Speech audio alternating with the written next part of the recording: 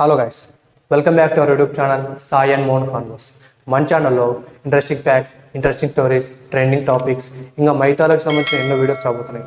Miss అవ్వకూడదంటే please like, share and subscribe. ఆగండి, video అయిపోయాక మిమ్మల్ని ప్రశ్న అడుగుతాను. ఖచ్చితంగా దానికి ఆన్సర్ కామెంట్ బాక్స్లో చెప్పండి. ఈ వీడియో చూడడానికి వచ్చిన వాళ్ళు ఎంతమంది పేరెంట్స్ ఉన్నారు, మరీ ముఖ్యంగా ఆడవాళ్ళు. మీకు ప్రశ్న, మీరు కన్న పిల్లలు మీ పిల్లలు కాదు వేరొకరి పిల్లల్ని ఎవరైనా వచ్చి చెప్తే మీ ఫీలింగ్ ఎలా ఉంటుంది చెప్పండి. ఏం మాట్లాడతావు నువ్వు? కోపం వస్తుంది కదా. ఆబ్వియస్లీ మేము కన్నా పిల్లలు మా పిల్లలు కాదని ఎలా అంటారు? అయినా మీకు నమ్మకం కలగకపోతే వెళ్ళి డిఎన్ఏ టెస్ట్ చేయండి అంటారు. సపోజ్ డిఎన్ఏ టెస్ట్ చేశారే అనుకోండి. డిఎన్ఏ టెస్ట్ రిజల్ట్స్లో ఆ పిల్లలు మీ పిల్లలు కాదు వేరెవరికో పుట్టారని వస్తుంది. ఏం మాట్లాడుతున్నావురా? నరాలు కట్ అయిపోయింది. ఈసారి కోపం కాదు, ఆశ్చర్యం వేస్తుంది. ఎందుకంటే వాళ్ళు పుట్టినప్పటి నుంచి మీ దగ్గరే పెరిగారు, దానికి కావాల్సిన అన్ని ప్రూఫ్స్ ఉన్నాయి. బట్ అయినా డిఎన్ఏ టెస్ట్ రిజల్ట్స్లో ఇలా ఎందుకు వచ్చిందని ఆశ్చర్యపోతారు. ఇలాంటి ఒక స్ట్రేంజ్ ఇన్సిడెంటే అమెరికాలో ఉన్న ఒక మహిళకు జరిగింది. అదేంటో తెలుసుకుందాం అంటే వీడియోలోకి వెళ్దాం పదండి. స్టోరీలోకి వెళ్తే 2002లో అమెరికాకు చెందిన లిడియా ఫెయిర్చైల్డ్ ఇంకా తన భర్త జేమీ టౌన్సెండ్కు 2 పిల్లలు. అలాగే లిడియా 3వ బిడ్డకు జన్మనివ్వబోతోంది. కాకపోతే అప్పటికే లిడియా ఇంకా జేమీ విడిపోవడంతో తనకు ఇంకా తన పిల్లలకు వెల్ఫేర్ సపోర్ట్ కోసం స్టేట్ ఆఫ్ వాషింగ్టన్లో గవర్నమెంట్కు అప్లై చేసింది. అక్కడి రూల్స్ ప్రకారం పేరెంట్స్ ఇంకా పిల్లలకు డిఎన్ఏ టెస్ట్ చేయాలి. ఎందుకంటే ఆ పిల్లలు నిజంగా మీ పిల్లల్లో కాదో తెలుసుకోవడానికి. ఈ రూల్ అక్కడ మ్యాండేటరీ కావడంతో లిడియా, జేమీ ఇంకా ఆ పిల్లలకు డిఎన్ఏ టెస్ట్ చేశారు. ఆ తర్వాత వచ్చిన టెస్ట్ రిజల్ట్స్ చూసి అందరూ కంగు తిన్నారు. ఎందుకంటే టెస్ట్ రిజల్ట్స్లో జేమీ ఆ పిల్లలకు తండ్రిని వచ్చింది, కానీ లిడియా మాత్రం ఆ పిల్లలకు తల్లి కాదని వచ్చింది. నిజానికి ఆ పిల్లల్ని కనింది లిడియానే. ఇంకా ఆమె ఎలాంటి ఆర్టిఫిషియల్ వేలో కనలేదు, like test tube babies, surrogacy etcetera. Officers ఆమెను విచారించడం మొదలుపెట్టారు. కానీ లిడియా మాత్రం ఆ పిల్లలు తన పిల్లలే అని, డిఎన్ఏ టెస్ట్లోనే ఏదో తప్పు జరిగిందని, కావాలంటే ఇంకోసారి డిఎన్ఏ టెస్ట్ చేయమని వాదించడంతో ఆఫీసర్స్ కూడా ఇంకోసారి డిఎన్ఏ టెస్ట్ చేశారు. అయితే ఈసారి కూడా టెస్ట్ రిజల్ట్స్లో లిడియా ఆ పిల్లలకు తల్లి కాదనే వచ్చింది. అది చూసి లిడియా షాక్ అయింది. ఆ తర్వాత లిడియాపై కోర్టులో కేసు వేశారు. వేరొకరి పిల్లల్ని తన పిల్లలని చెప్పి వెల్ఫేర్ సపోర్ట్ కోసం ఫ్రాడ్ చేయడానికి పూనుకుందని. కానీ లిడియా మాత్రం ఆ పిల్లలు తన పిల్లలే అని, దానికి కావాల్సిన సాక్ష్యాలన్నీ ఉన్నాయని కోర్టులో ప్రజెంట్ చేసింది. Like birth certificates, hospital bills, వాళ్ళతో దిగిన ఫొటోస్, ఇంకా చాలా. అయితే ఇవన్నీ ఫేక్ కూడా అయ్యుండొచ్చని కోర్టులో లిడియాపై ఆరోపించారు.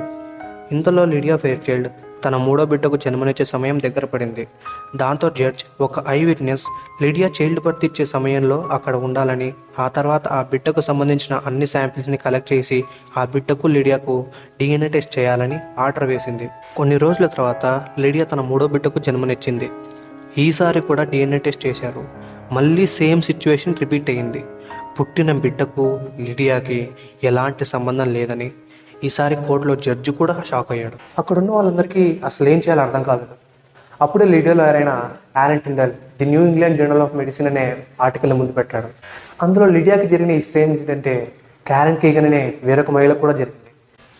1998లో బోస్టన్కు చెందిన 52 సంవత్సరాల క్యారెన్ కీగన్ అనే మహిళకు కిడ్నీ ప్రాబ్లం ఉండడం వలన ఒక డోనర్ కావాల్సి వచ్చింది. క్యారెన్ యొక్క 3 కొడుకులు అడల్ట్స్ అయి ఉండడం వలన వాళ్ళలో ఆమెకు ఎవరి కిడ్నీ అయినా సూట్ అవుతుందని టెస్ట్ చేశారు.